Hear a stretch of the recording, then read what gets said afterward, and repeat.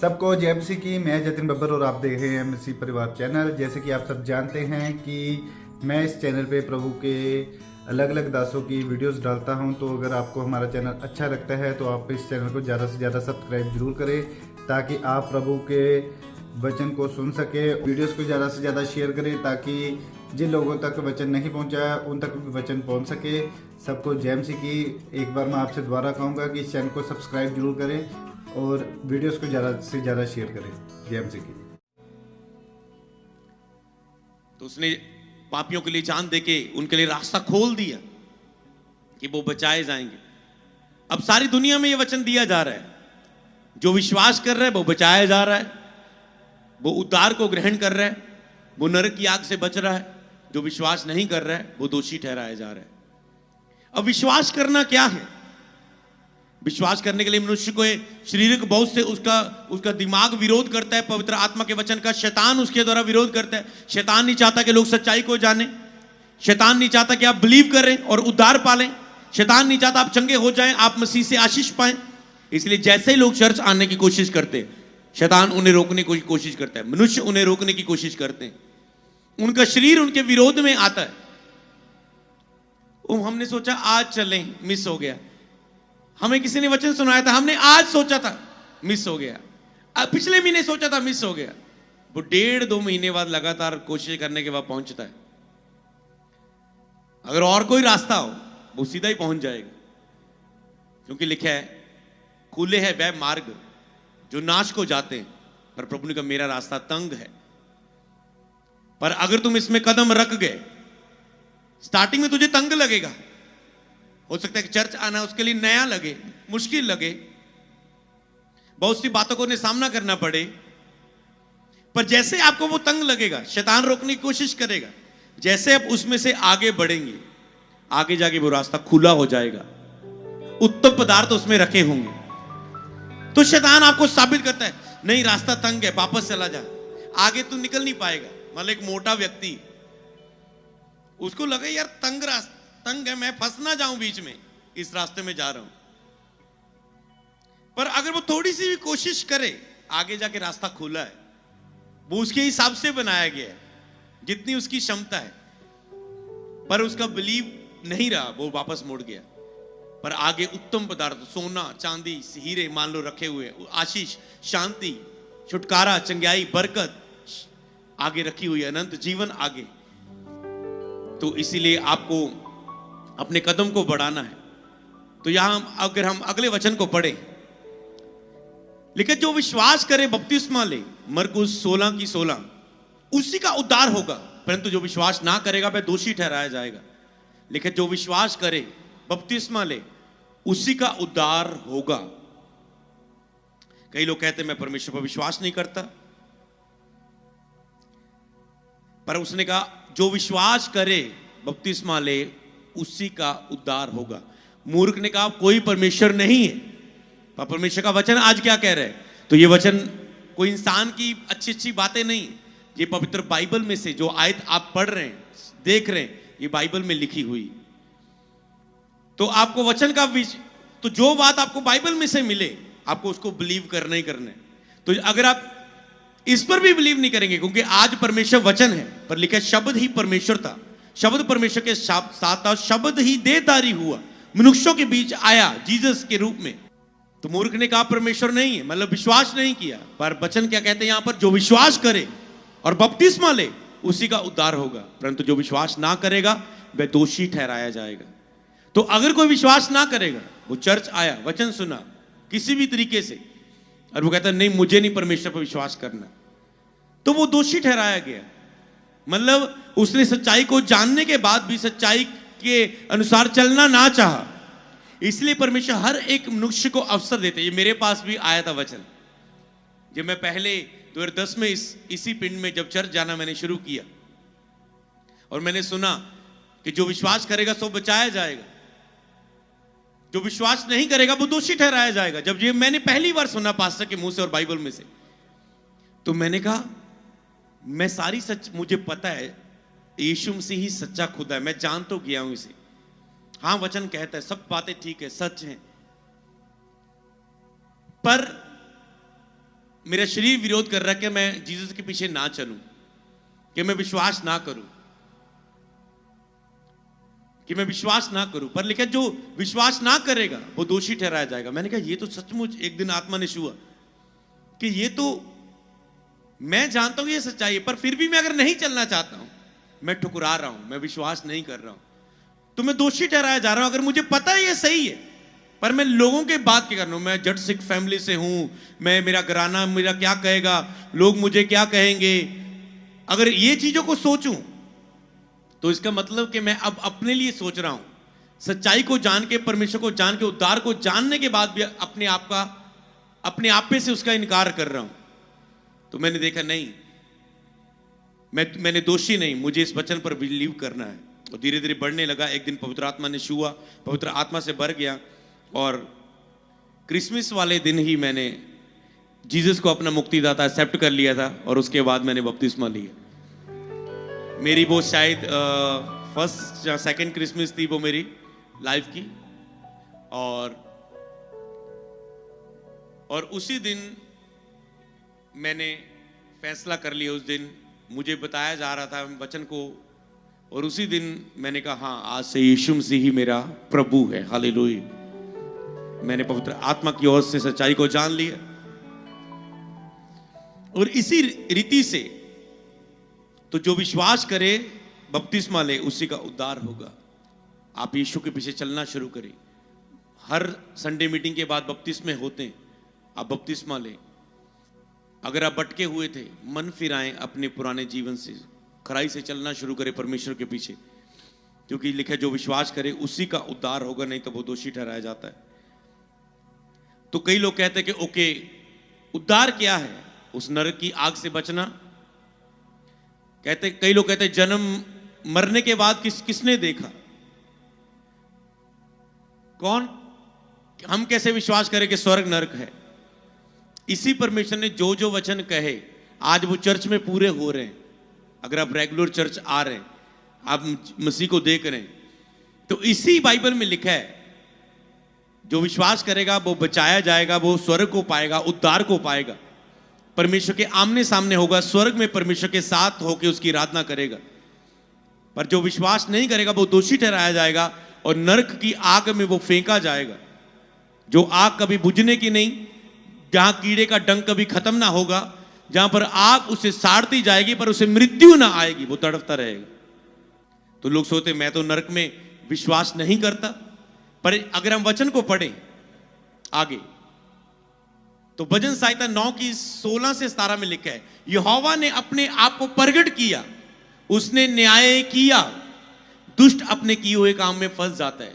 यहोवा ने अपने आप को प्रगट किया है दुनिया में, परमेश्वर अपने वचन के द्वारा और अपने कामों के द्वारा। यीशु मसीह ने कहा अगर तुम्हें मेरी बातों पर विश्वास नहीं आता, जो मैं कह रहा हूं मैं वही कहता हूं जो पिता मुझे कहता है, तो मेरे चमत्कारों को देखकर, मेरे कामों को देखकर विश्वास कर। और मैं बिलीव करता था कि वचन जीवन को बदलता है, ना कि हमारी काउंसलिंग बदलती। और इसीलिए लोग जब बिना वचन के सुसमाचार सुनाते हैं, फिर वो रूहें बचती नहीं, क्योंकि आप काउंसलिंग दे रहे, आप अपनी बातें बता रहे हैं, पर रूह को केवल वचन ही बदलता है। उसने न्याय किया, दुष्ट अपने किए हुए काम में फंस जाता है। लोग अपने कामों में फंसे हैं, पर परमेश्वर ने अपना न्याय प्रकट किया है। लोग अपने कामों में व्यस्त है, परिवारों में, अपने सपने स्वीकार करने में, अपने कर्जे उतारने में, अपनी गरीबी दूर करने में, कमाने में, खाने पीने में, पर परमेश्वर ने मनुष्यों में अपना न्याय प्रकट किया है। क्या है न्याय? 17 आयत में लिखा है, दुष्ट अधोन लोग में लौट जाएगा। तो दुष्ट जो अपने दुनिया में रहते अपने कामों में फंस जाएगा, दुष्ट के कामों में फंस जाएगा। तथा वह सब जातियां भी जो परमेश्वर को भूल जाती, कहते दुष्ट अधोन लोगों में लौट जाएगा, दुष्ट नरक में जाएगा। जो पाप में मर जाएगा उसकी आंख नरक में खुलेगी। पर तथा सब जातियां जो परमेश्वर को भूल जाती हैं वो भी नरक में जाएंगी। जो परमेश्वर को भूल जाती हैं, परमेश्वर को छोड़ देती, सच्चाई को जानने के बाद भी अपने आप अपने स्वार्थी जीवन जीने के लिए सच्चाई के पीछे हटती है, चर्च जाना बंद करती है, परमेश्वर के वचनों को पढ़ना बंद करती है, प्रार्थना ही करना, लेकिन प्रार्थना रहे तो लोगों का परमेश्वर न्याय करेगा, प्रार्थना करनी छोड़ देती, और प्रार्थना में उठने की भूख नहीं रखती, और उद्धार से अलग हो जाती है, और फिर से संसार और मूर्ति पूजा करने लग जाती है। परमेश्वर को जानने के बाद भी अपने आप के लिए, अपने अपने आप को परमेश्वर से ज्यादा सही मानने लग जाते हैं। मैंने ऐसे लोग भी देखे जो परमेश्वर को, जो शुरुआती परिवार थे इस ओर में जो बचाए गए थे, पर उन्होंने अपने आप को परमेश्वर के वचन के अनुसार बदलना नहीं चाहा। बहुत लोगों ने उनके द्वारा वचन सुन लिया पर पहले पीछे हो गए, उन्हें अपने आप को बदलना नहीं चाहा और संसार में दोबारा लौट गए। ओ हमारी लाइफ में काम नहीं हो रहा है, काम नहीं हो रहा है, काम नहीं हो रहा। खुद अपनी लाइफ पर उन्होंने काम नहीं किया। अगर नशा है तो नहीं छोड़ा, अगर व्यभिचार है तो नहीं छोड़ा, अगर चोरी है तो नहीं छोड़ी, अगर स्वभाव चरित्र है तो नहीं बदला, और कंप्लेंट परमेश्वर को की, परमेश्वर मेरी लाइफ में काम क्यों नहीं कर रहा है। और जब काम नहीं दिखे परमेश्वर के तो उन्होंने छोड़ दिया परमेश्वर को। तो लोग अपनी तरीके से, अपनी बुद्धि से परमेश्वर को जजमेंट करते, जबकि मनुष्य को यह समझना चाहिए जो वचन कहता है, मैं बच्चे की तरह हूं परमेश्वर के सामने। प्रभु ने कहा बच्चे बन के मेरे पास आओ। बच्चा क्या कहता है, तुम कुछ भी कहोगे वो आंख बंद करके विश्वास कर लेगा, वो बिलीव कर लेगा। तो विश्वास इसी तरह है।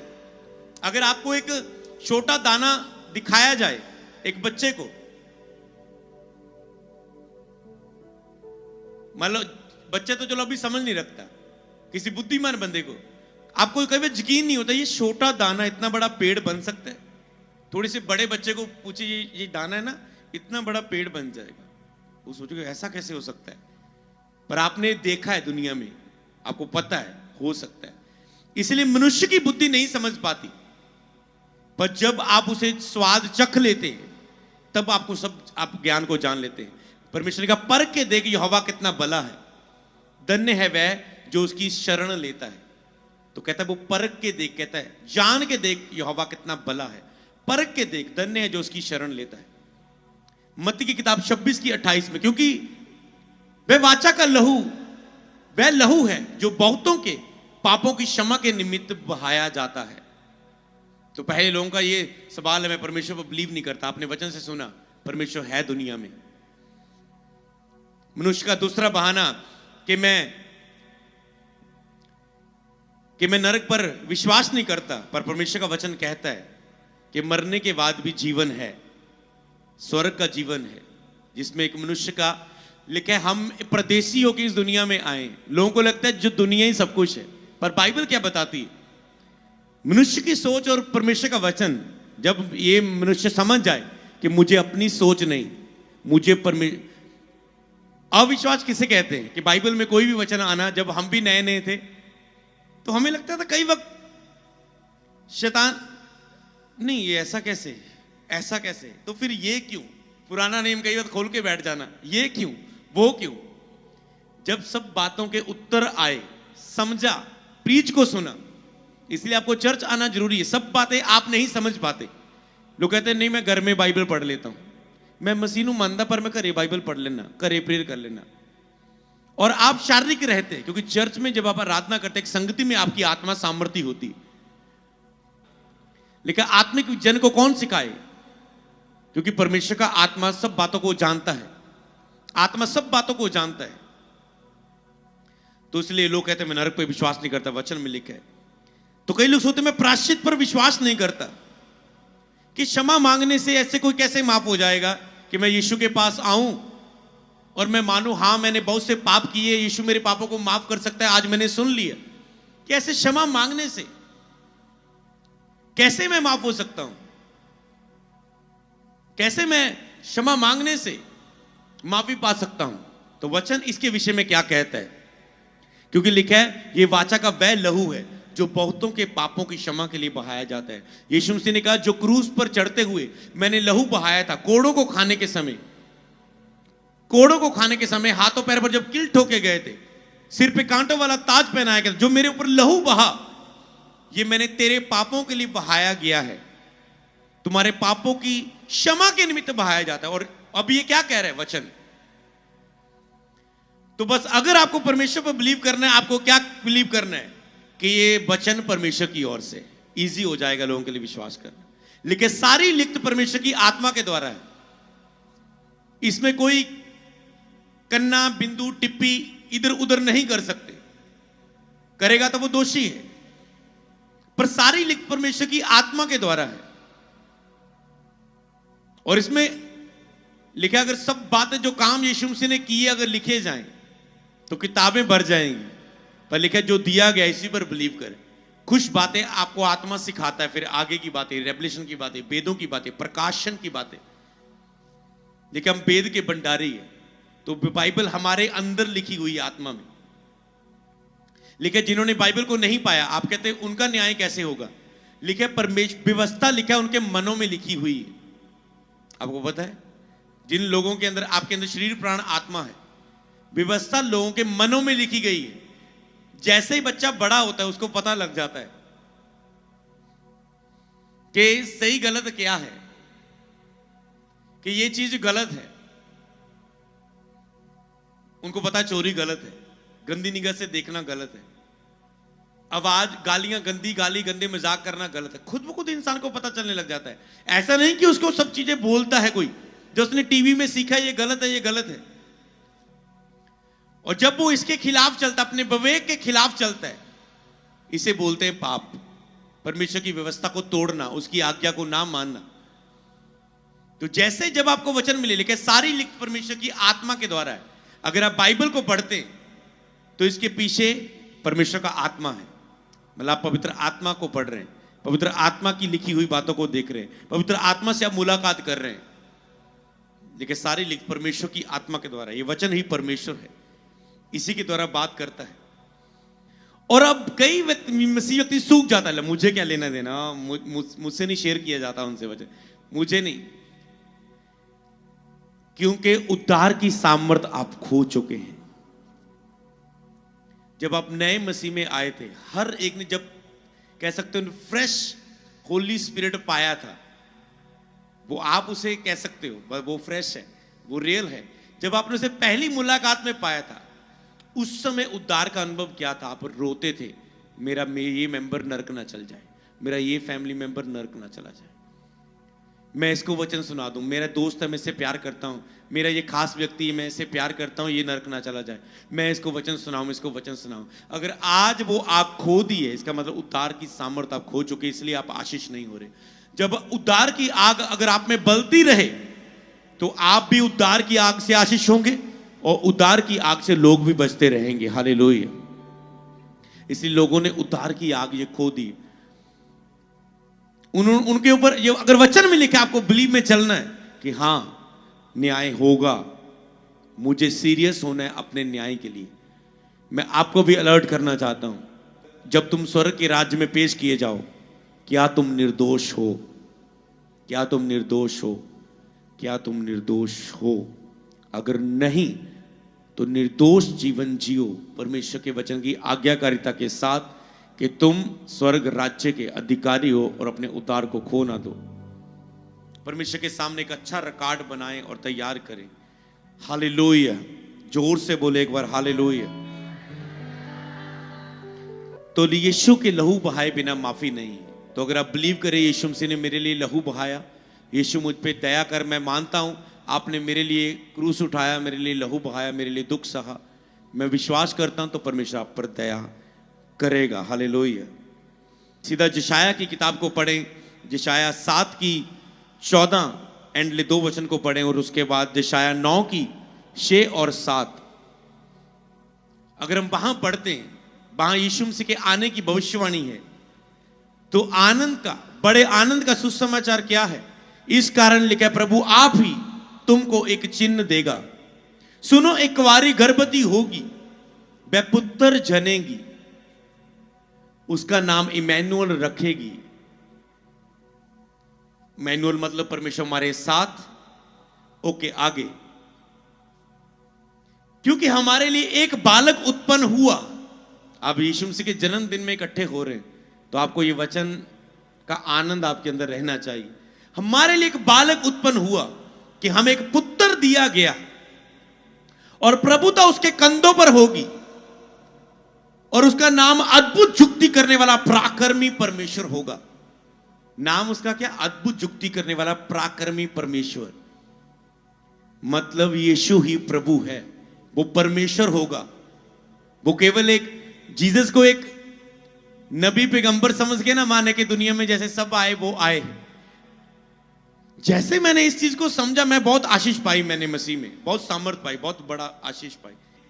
लिखा है प्रभुता उसके कंधों पर होगी, वो पुत्र को जन्म देगी, कुंवारी गर्भवती होगी, प्रभुता उसके कंधों पर होगी, उसका नाम अद्भुत युक्ति करने वाला, पराक्रमी परमेश्वर, पराक्रमी परमेश्वर, अनंत काल का पिता, सदा के काल का, मतलब अनंत काल, एंड का, अनंत काल का पिता, और शांति का राजकुमार रखा जाएगा। हालेलुया। शांति का राजकुमार, राजाओं का राजा आपके हृदयों में जन्म लेना चाहता है। अपने हृदय को खोलो और आनंदित करो और परमेश्वर की महिमा के लिए तैयार हो जाओ। हालेलुया। पराक्रमी पिता मतलब यीशु ही प्रभु है। मैं सुसमाचार बांट रहा हूं, आपको भी बांटना है। और परमेश्वर ओदे राज दा लिखा कदे अंत नहीं होएगा। हालेलुया। प्रभु तो ओदे कंधियां ते होएगी, शांति दा राजकुमार होएगा। यीशु ही प्रभु है। इसलिए सच नूं जानो, सच तानू आजाद करेगा।